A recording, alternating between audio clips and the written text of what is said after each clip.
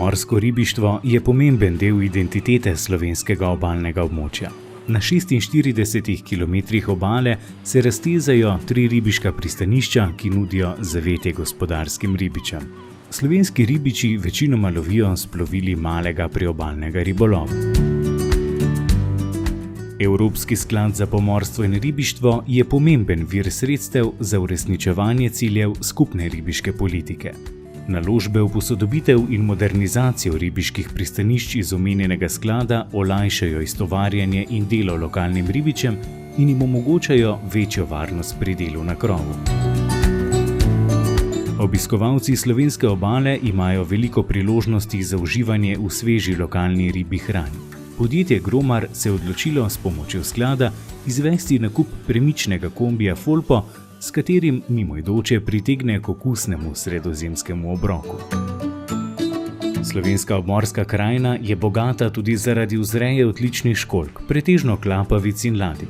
Poleg njih podjetje Prosup uvaja tudi poskusno vzrejo ostrig. S pomočjo sredstev sklada je to podjetje povečalo svoje gojitvene površine na morju in postavilo nove linije za gojenje klapavic. Vedno bolj se zavedamo okoljske problematike in odgovornosti za čisto morje. Zato se v okviru lokalnega razvoja, ki ga vodi skupnost, izvaja mnogo projektov, ki prispevajo k čistejšemu morju, kot na primer v okviru Las Istre projekt dvigovanja izgubljenega oziroma zapuščenega ribolovnega orodja ali pa projekt Fish Eco, ki je namenjen zmanjševanju plastične embalaže v slovenskem morju. Odgovornosti do okolja pa se zavedajo tudi prebivalci in z njim ribogojci v notranjosti države.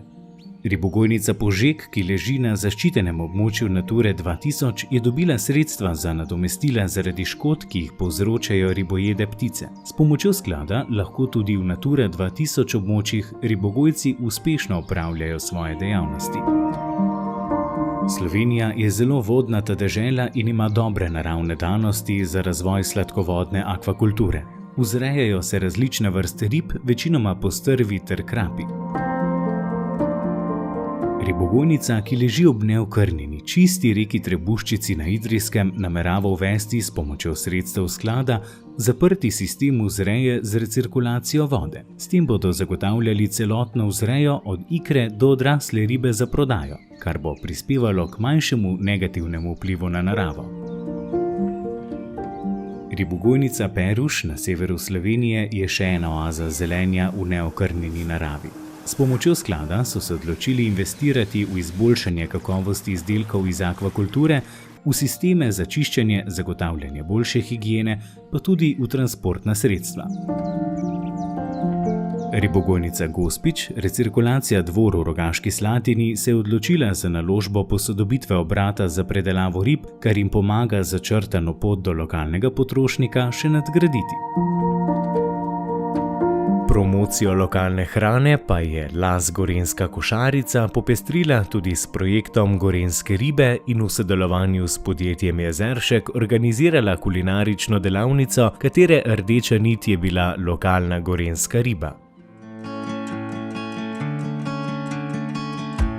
Ob vseh navedenih naložbah je pomembno, da se sredstva Evropskega sklada za pomorstvo in ribištvo namensko uporabljajo za izboljšanje stanja, prilagodljivost in večjo odpornost sektorjev ribištva in vzreje vodnih organizmov. Podjetjem pa se omogoči uspešno opravljanje svoje dejavnosti, diverzifikacijo, ohranjanje delovnih mest in oskrbo lokalnih trgov s tradicionalnimi ribiškimi proizvodi.